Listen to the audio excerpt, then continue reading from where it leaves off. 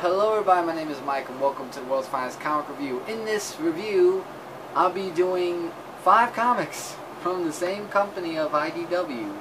I'll be saying what they are one by one, so that way I'll just say the 5 right there. So the first one I'm going to start off with is Boy1, issue number 3. Sorry about the air conditioner, everybody, but we're dying in this room. Yeah, gets a little hot. So, in this comic book, first of all, the artwork's a little bit okay. I was in the wrong. Oh, it's a little bit okay, this, the comic book. And, the story is that, I think his name was, I can't remember what his name was. Well, basically, he runs away with, the hardware because of, what he learned about his father. And there's this disease that has been spreading around that they've been talking about that could affect other people because his DNA could go all worldwide. And they're doing everything they can, but they're just trying to find out this through the investigation. So he goes to one of his friends, Dr. Steven Ritzer, to find out about Dr. Steven Ritzer, his father, and the letters that he sent them. And when he finds out that there's a violent outbreak that happens, the other him, I'm guessing, went to the house and just beat him to a bloody pulp, like, just there. And I'm trying to find out, Jadis, his name is, thank you, Jadis. So, there is more than one Jadis, I could pretty much tell.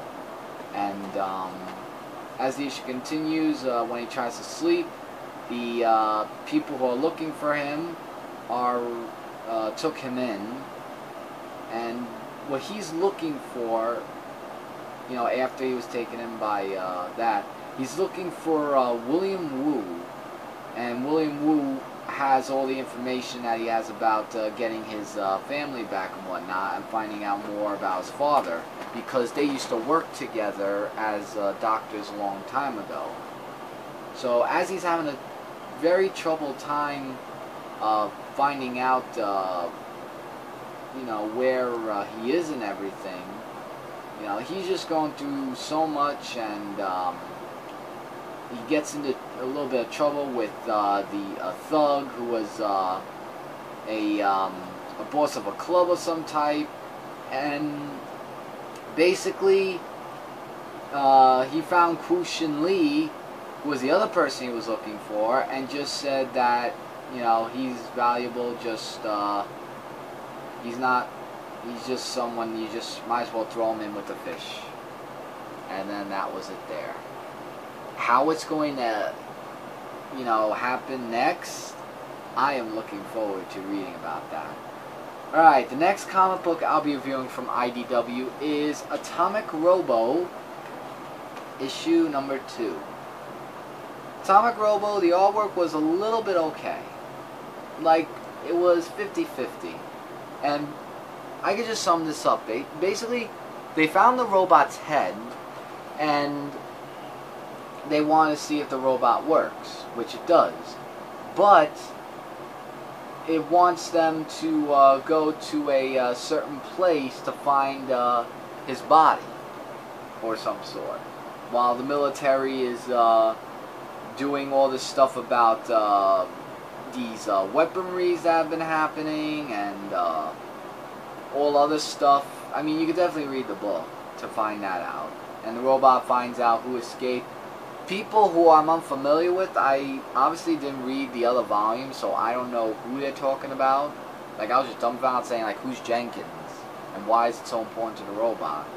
So, basically, like, he just talks about the black market is where they could find his body. The plutonium that they're going to need for that. And they just talk about how they're going to get there, and then the plans, bringing the head, and yada yada yada. Go into the black market. I'm just skipping a bunch of other stuff that's really up to you guys to read if you read this comic book. and they meet up with their old friend, oh, what is his name? Phil. And Phil tries to tell them where they should go. And as the comic continues, you know, things look like it's going great, that they're going to get the plutonium. But not everything is happy in the end, because, let's just say, I think between the robot's head and, oh, what was his name? Bernard, along with the other group, I think they're doomed. To be continued. So we gotta find out if they're gonna find that plutonium for that robot in the next issue. At the black market, that is. Okay, next up is Dave 2, issue number 2. Or volume 2 of Dave 2, issue 2. Wow, so many 2s. Wow, try saying that 10 times fast. 2s and 10s? Yeah, T's for 2s and 2s for T's, yeah. So we found in the last issue that there were 2 humans that came out of the capsule.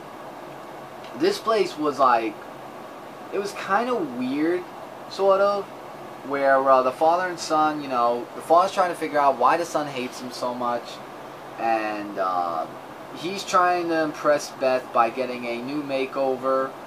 If you guys saw the artwork, I did take a picture of that when he got the new makeover, and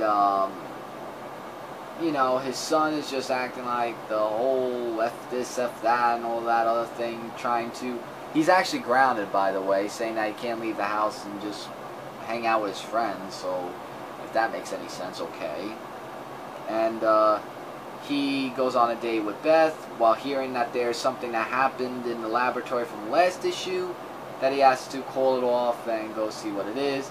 And let's just say that Dave's son has romantic feelings with this other guy, or the other guy actually does, and they get caught actually, and I thought that was kind of funny actually, and saying that they knew about his makeover. But he went back to normal, to his regular face, and trying to find out about these humans, but they're being a really tough cookie.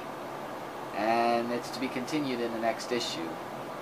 So, kind of weird, but with 2 humans involved with robots, I gotta see how this is gonna be.